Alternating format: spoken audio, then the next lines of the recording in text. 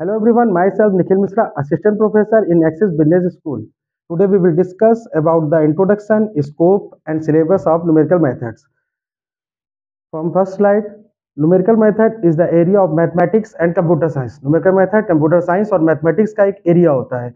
इसका यूज हम लोग अप्रोक्सीमेट सोल्यूशन को फाइंड आउट करने के लिए करते हैं.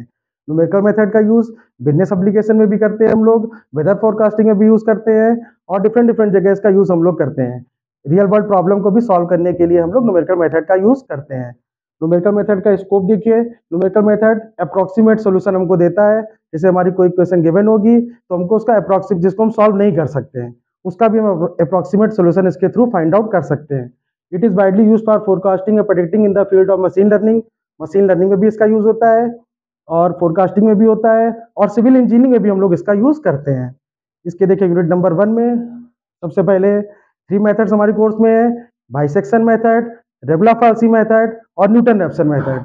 इन तीनों मेथड के थ्रू हम लोग क्वाड्रेटिक इक्वेशन को सॉल्व कर सकते हैं या क्यूबिक इक्वेशन को सॉल्व कर सकते हैं. लीनियर इक्वेशन को सॉल्व इसके थ्रू नहीं करते हैं. क्वाड्रेटिक इक्वेशन मतलब पावर दी गई है, क्यूबिक मतलब पावर 3 है. सपोज कर लो हमको कोई इक्वेशन गिवन है x square minus 5x plus 6 equal to 0. तो जब हम लोग इसको सॉल्व करेंगे तो यहाँ पर जो x की वैल्यू आएगी वो आएगी 2 एंड 3. लेकिन हम लोग इन मेथड्स के थ्रू बाइसेक्शन, न्यूटन मेथड और रेगुलर-फॉसी मेथड के थ्रू हम लोग उसका अप्रोक्सीमेट सोल्यूशन फाइंड आउट कर सकते हैं. अप्रोक्सीमेट मींस जैसे वैल्यू 2 और 3 के बीच में आ रही है तो हम लोग इसके थ्रू हम लोग 2 और 3 के बिल्कुल एग्जैक्ट जाके उसके एग्जैक्ट रूट फाइंड आउट कर सकते हैं कि 2 और 3 के बीच में वैल्यू कहाँ पे लाई कर रही है. तीनों के अलग अलग फार्मूले होते हैं. बाइसेक्शन मेथड में हम लोग x3 equal to x1 plus x2 upon 2 formula use करते हैं.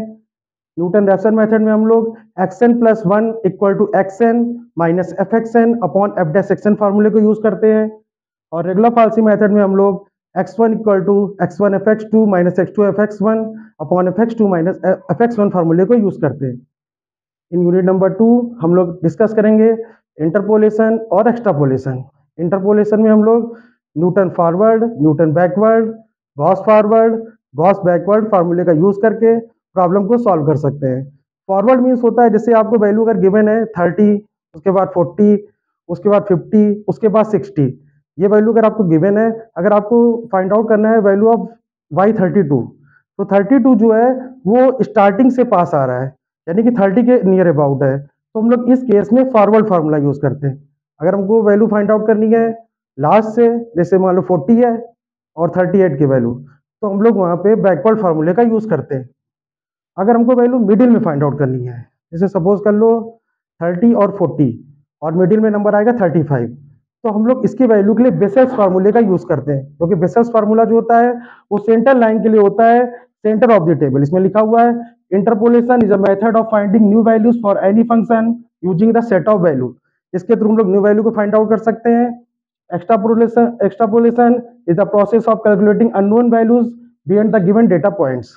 और इसमें हम लोग बेसेल्स मेथड के अलावा एक मेथड होता है लेग्रांजे इंटरपोलेशन फार्मूला. उसका यूज हम लोग अनइक्वल इंटरवल के लिए करते हैं.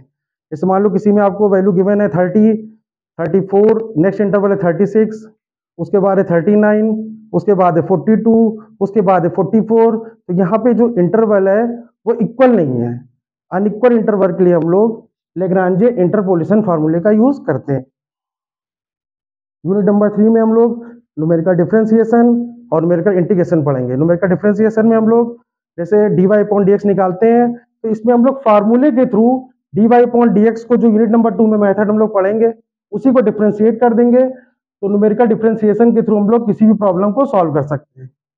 न्यूमेरिकल इंटीग्रेशन में हम लोग जैसे हम लोग जब इंटीग्रेशन जब पढ़ते हैं क्लास 12th में या बीएससी में या बीसीए फर्स्ट ईयर में, तो हम लोग इंटीग्रेशन को फार्मूले से सॉल्व करते हैं. लेकिन यहाँ पे हमारे पास 3 मेथड हैं, ट्रेपेजॉइडल रूल, सिम्पसन 1/3 रूल और सिम्पसन 3/8 रूल. इसके थ्रू हम लोग आसानी से फार्मूले का यूज करके किसी भी इंटीग्रेशन को आसानी से सॉल्व कर सकते हैं. क्योंकि यहाँ पे हमको किसी क्वेश्चन को स्टेप बाय स्टेप नहीं सॉल्व करना है, डायरेक्ट फार्मूले में वैल्यू को इम्प्लीमेंट करना है और फार्मूले में वैल्यू को इम्प्लीमेंट करने के बाद हम लोग आसानी से उस क्वेश्चन को सॉल्व कर सकते हैं. यूनिट नंबर 5 में गॉस एलिमिनेशन मेथड और Gauss Seidel. Gauss elimination method में और गॉस सीडल मेथड में ये मेन इंपॉर्टेंट चीज होती है कि यहाँ पे जो इक्वेशन होती है वो लीनियर होनी चाहिए. लीनियर मतलब होता है कि पावर नहीं होनी चाहिए, या क्यूबिक पावर नहीं होनी चाहिए। x plus y plus z इस टाइप की इक्वेशन को सॉल्व करते हैं।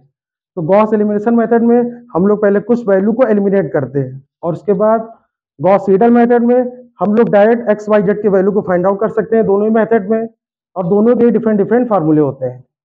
यूनिट नंबर 5 में हम लोग यूलर्स मेथड, पिकार्ड मेथड और रंगे कटा मेथड डिस्कस करेंगे।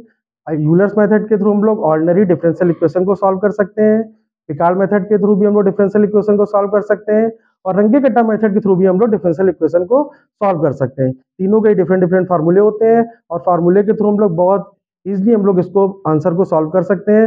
मतलब इसमें डिफरेंशियल इक्वेशन का हम लोग को कॉम्प्लीमेंट्री फंक्शन और पर्टिकुलर इंटीग्रल निकालने की कोई नीड नहीं है। डायरेक्ट फार्मूले में वैल्यू को पुट करेंगे और हम लोग क्वेश्चन को सॉल्व कर सकते हैं। Thank you.